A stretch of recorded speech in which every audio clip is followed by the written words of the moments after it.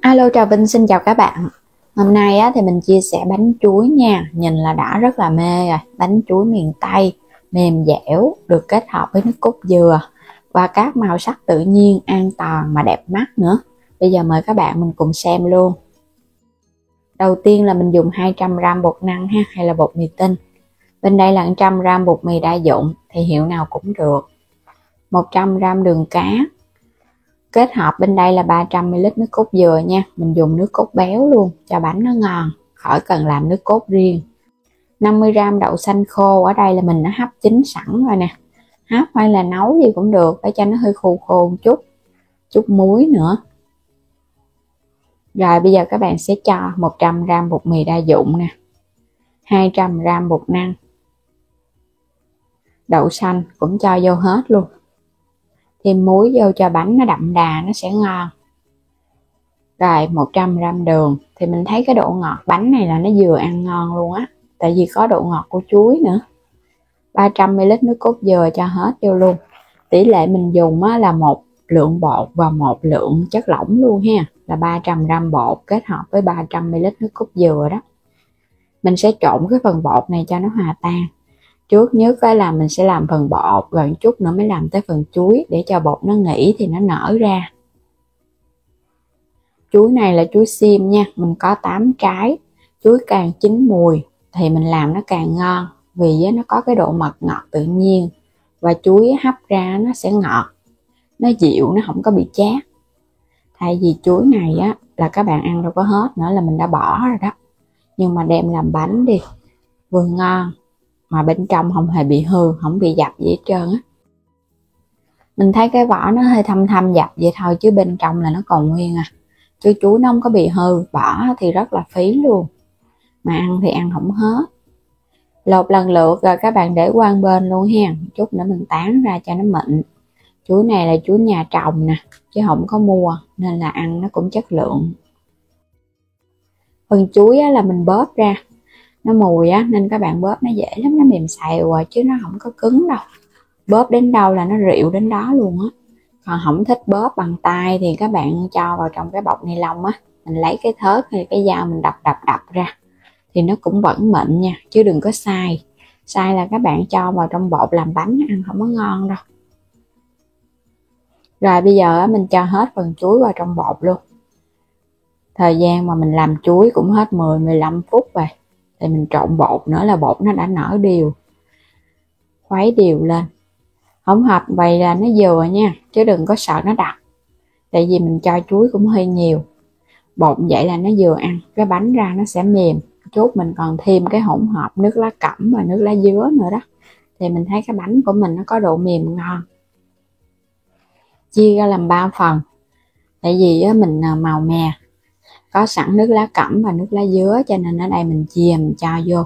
Còn nếu các bạn không có thì mình làm cái bánh chuối nguyên chất luôn cũng được ha, màu trắng tự nhiên, không có cần phải cho thêm nước màu.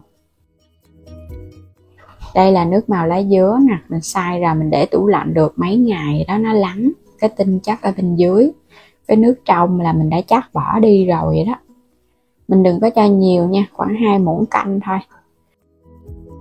Nước lá cẩm thì nấu sôi lên, cũng để tủ lạnh 2 ngày vậy đó.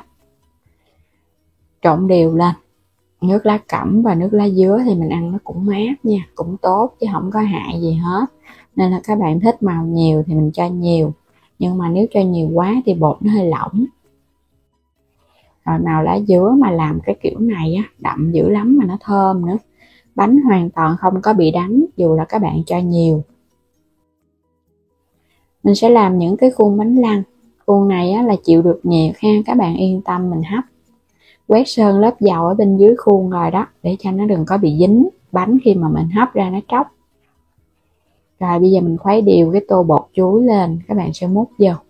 Đừng có múc nhiều quá nha, mỗi một cái khuôn vậy là 1 muỗng canh là nó vừa. Múc nhiều quá nó dày ăn không ngon.